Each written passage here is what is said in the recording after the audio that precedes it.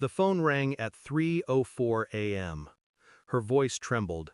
"Daddy, the man in my room is here again. He's smiling." I was out of bed before she finished. The drive back from work blurred into a smear of streetlights and blacktop. My daughter's window was lit, pale blue against the night. Inside her room she sat curled on the bed, clutching her stuffed bear. Her eyes were huge, wet, frantic. "He's in the closet," she whispered. I opened it. Empty. The smell of lavender detergent and dust. Nothing else. I sat beside her. My hand on her shoulder felt like paper. "You're safe," I said. The lie tasted metallic. Then I heard it. A sound that didn't belong. Crawling. Under the bed. Slow. Wet.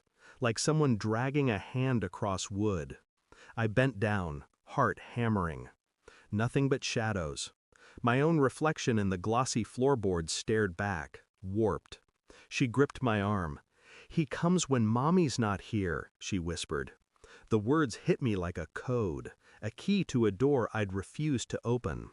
My wife worked nights now, long hours, new clothes, new perfume. She stopped answering my calls after midnight. She said it was overtime, but she always came home glowing. I started piecing things together. My daughter's sudden nightmares, the locked closet, the new family friend she mentioned only once, then denied. I kissed her forehead, tucked her in, walked out calm, but inside something shifted, like a trap snapping shut.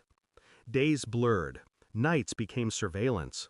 I installed a small camera in her room, another in the hallway, not for ghosts, for evidence. I scanned my wife's phone records, strange numbers at 2 a.m., hotel receipts hidden in email drafts. I watched the footage alone at night, mostly still frames, my daughter sleeping, the curtains breathing, but sometimes shadows, movement near the closet door, a figure too quick to identify. I slowed the video frame by frame. Male, broad shoulders, a hand brushing her hair. My pulse slowed instead of spiking. The cold came back. I knew that outline. It wasn't a stranger. It was her new business partner, the one she swore I'd never met. The man under my roof. The man under my daughter's bed. I gathered the evidence the way I used to assemble intel overseas, methodically, without mercy. A week later, my wife left for her shift. The man arrived 20 minutes later. He walked through my front door with a key, straight to my daughter's room. I stood in the hallway, invisible, recording everything. He whispered things as he tucked her in, soft, manipulative. My daughter lay stiff, eyes wide. I didn't move, not yet.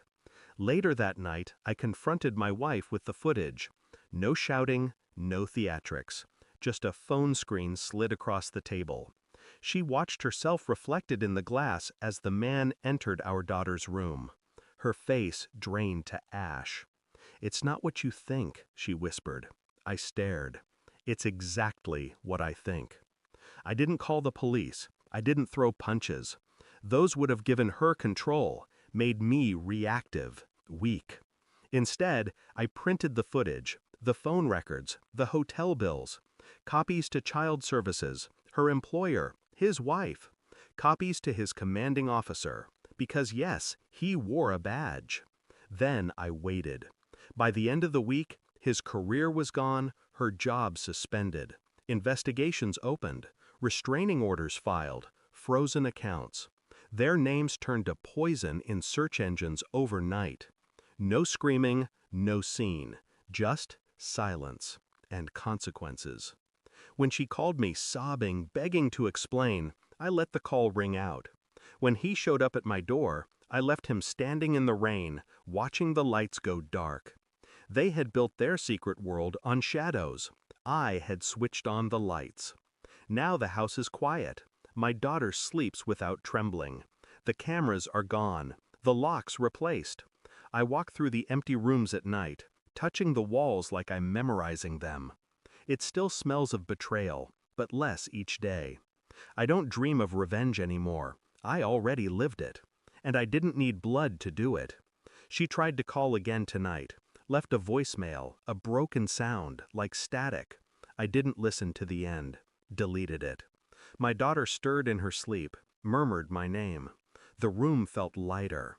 I stood in the doorway, watching the slow rise and fall of her breathing. My hands were steady, my heartbeat quiet. I had taken back control. The monster under the bed was real, and now it was gone.